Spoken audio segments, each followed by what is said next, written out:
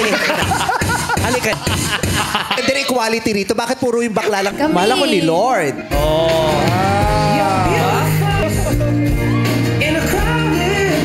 Kaya Meme Vice, saludo kami lahat sa'yo. Maraming salamat sa pagiging inspirasyon sa lahat ng mga taong may ganyang kondisyon.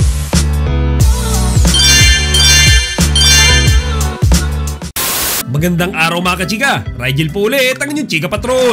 Bago tayo magsimula mga kachika, inaanyahan ko muna kayong mag-subscribe dito sa ating munting channel para palagi kayong updated sa mga latest at nagte-trending na mga showbiz balita. Magkahalong saya at kalungkutan ang naramdaman ng madlang people sa episode ngayong araw ng It's Showtime. Ngayon mga kachika, umpisahan natin kung bakit nga ba masaya ang mga manonood nila ngayong araw. Siyempre, isa lang ang dahilan dyan. Dahil bumalik na ang ilang araw na rin nating hinihintay na si Chinita Princess Kim Chiu.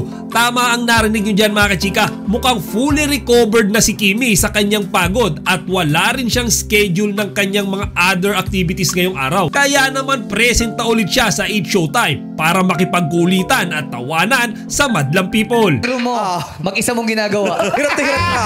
Ma, parang na-miss mo, ma. Ma, parang na-miss mo, ma. Ikaw di mo na-experience. Halika pa sa sa'yo. Halika. Ganda rin quality rito. Bakit puro yung bakla lang? Base mga kachika sa comment section nabasa ko dyan na marami pala yung nag-aalala kay Kimi dun nga sa 2 araw niya na pag-absent. So kung panonoorin nyo yung mga nakaraang content ko, ipinaliwanag ko naman dun mga kachika yung mga posibilidad kung bakit hindi nga ba siya nakapasok. At isa na nga sa pangunahing dahilan dyan yung kanyang ginawang photoshoot or pictorial para sa bagong produkto na kanyang i-endorso. Ngayong alam na natin kung bakit naging masaya ang madlang people, talakayin naman natin yung dahilan kung bakit sila nakaramdam ng kalungkutan.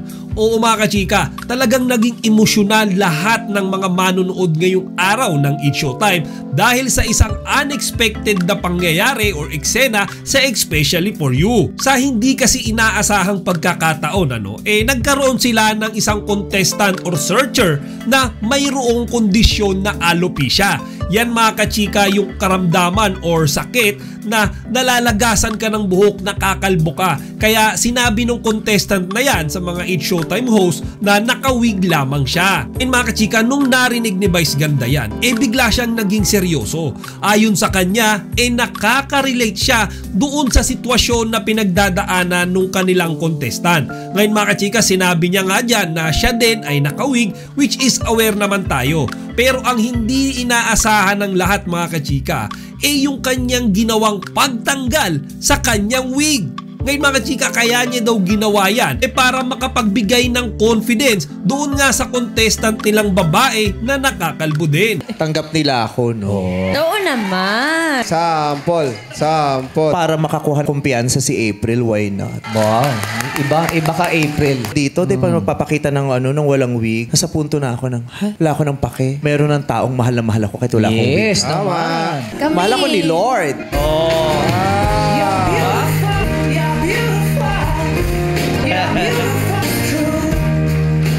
Ayon pa nga kay Meme Vice mga kachika, hindi naman daw niya talaga ipinapakita yung sarili niya nang hindi suot-suot yung wig niya. Kahit dun sa mga kasama niya sa trabaho. Nahihiya din daw kasi siya na ang taas-taas na nung hairline niya, nagsisimula nang numipis yung buhok niya, unti-unti na rin daw siyang napapanot. Kaya yung moment na tinanggal niya yung kanyang suot-suot na wig, hindi niya napigilang bumuhos ang kanyang luha. Kaya't napayakap din siya doon sa contestant nilang babae na halos kapareho rin nung kanyang kondisyon. Panoorin nyo to mga kachika.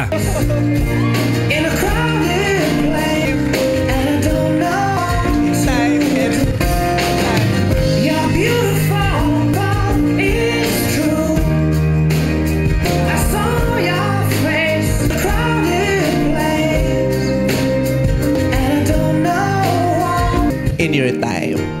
Thank you po. Di ba mga kachika, sino ba naman ang hindi magiging emosyonal dyan sa eksena na yan?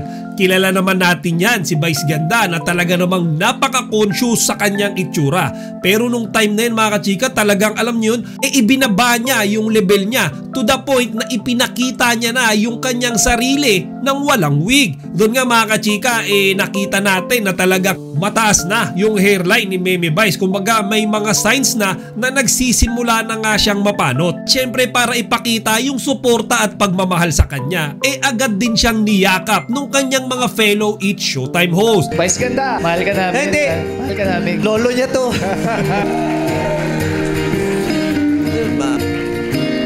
This is not for me. For people like you. For people like you. Yung iba naman, pinalakpakan pa siya kasi nabilib nga din dun sa ginawa niya, mga kachika. Kumbaga, ginawa niya kasi yun primarily para magbigay ng confidence, makadagdag ng confidence doon sa babaeng nakakaranas ng alopecia o pagkakalbo. Actually, mga kachika, yung kondisyon nga daw nung babae na yun, di hamak na mas malala kaysa sa pinagdadaanan ni Meme Vice. Kaya overall, mga kachika, maraming bumilib kay Meme Vice nung mga oras na yan. Maski ako personally, kasi karamihan sa atin, di ba, madalas lumalabas lang tayo or ipinapakita lang natin sa mga tao yung itsura natin kapag tayo ay nakaayos at itinatago natin syempre yung ating mga pangit na side, pangit na itsura.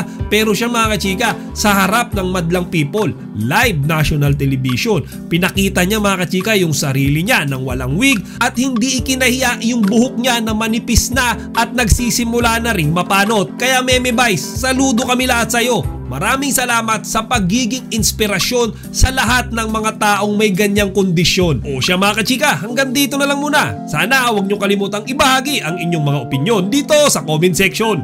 Chika Patrol signing out. Huwag kalimutan mag-like, comment, and subscribe. Para sa iba pang mga celebrity news, i-click lamang ang mga videos na ito.